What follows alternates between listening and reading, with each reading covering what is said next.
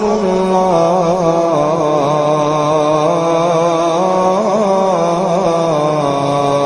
أكبر۔ آپ جانتے ہیں کہ 1912 کے اندر طرابلس میں ایک جنگ ہوئی تھی اور اس میں بہت سارے مسلمان شہید ہوئے تھے۔ مسلمانوں نے اپنی بقا کی یہ جنگ لڑی تھی۔ تو اب اقبال اس کا حوالہ دے کہ حضور کی بارگاہ میں ایک اللہ اکبر، گراں جو مجھ پر ہنگامہ زمانہ ہوا، گراں مجھ پر جو ہنگامہ زمانہ ہوا، جہاں سے باندھ کے رخت سفر روانہ ہوا۔ یہ تصور کی کائنات ہے۔ فرشتے بزم رسالت میں لے گئے مجھ کو،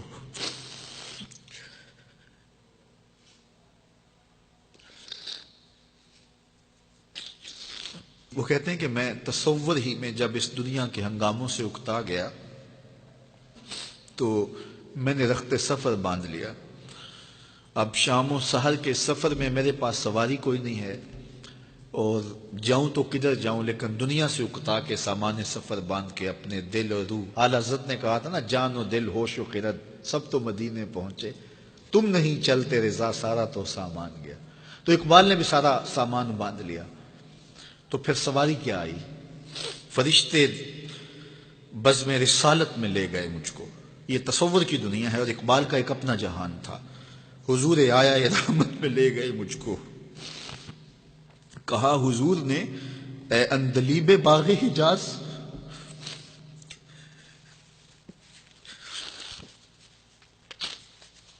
کہا حضور نے اے اندلیب باغ حجاز، کلی کلی ہے تیری گرمی نوا سے گداز، ہمیشہ سرخوش جام ولا ہے دل تیرا، فتادگی ہے تیری غیرت سجود و نیاز، نکل کے باغ جہاں سے رنگ بو آیا، نکل کر باغ جہاں سے رنگ بو آیا، ہمارے واسطے کیا تحفہ لے کے تو آیا۔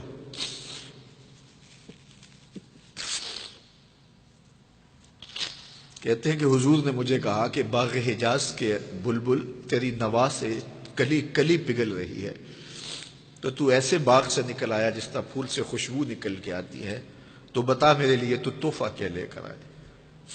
اب اقبال کا جواب سنیے۔ حضور دہر میں آسودگی نہیں ملتی، حضور دہر میں آسودگی نہیں ملتی، تلاش جس کی ہے وہ زندگی نہیں ملتی، ہزاروں لالا و گل ہیں ریاض ہستی میں، وفا کی جس میں بو ہو وہ کلی نہیں ملتی، مگر میں نظر کو ایک آبگینہ لایا ہوں۔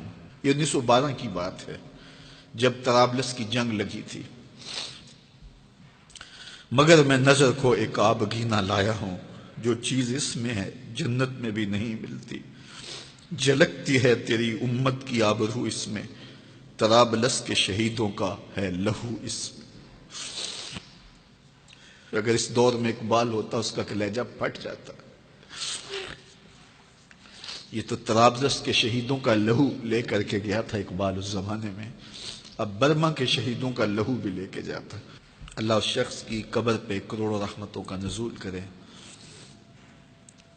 اور امت کو پوری دنیا کے اوپر وحدت نصیب فرمائے۔ یہ امت علم کی، عمل کی راہوں سے گزر کے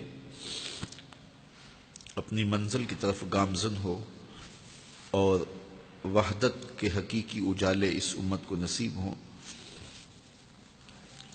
اور بھٹکا ہوا آہو پھر سوئے حرم پہنچے اور یہ امت ایک منزل کی طرف وحدت فکر کے ساتھ، وحدت عمل کے ساتھ آگے بڑھے اور کھویا ہوا وقار اس کو نصیب ہو۔ اقبال کے انہی لفظوں کے ساتھ میں اپنی گفتگو کو اختتام کی طرف لے جاتا ہوں۔ بھٹکے ہوئے آہو کو پھر سوئے حرم لے چل، اس شہر کے خوگر کو پھر وسعت صحرا دے، میں بلبل نالا ہوں اس اجڑے گلستاں کا، تاثیر کا سائل ہوں محتاج کو داتا دے۔ فکر اقبال کی روشنی میں اللہ ہمیں آگے بڑھنے کی توفیق دے۔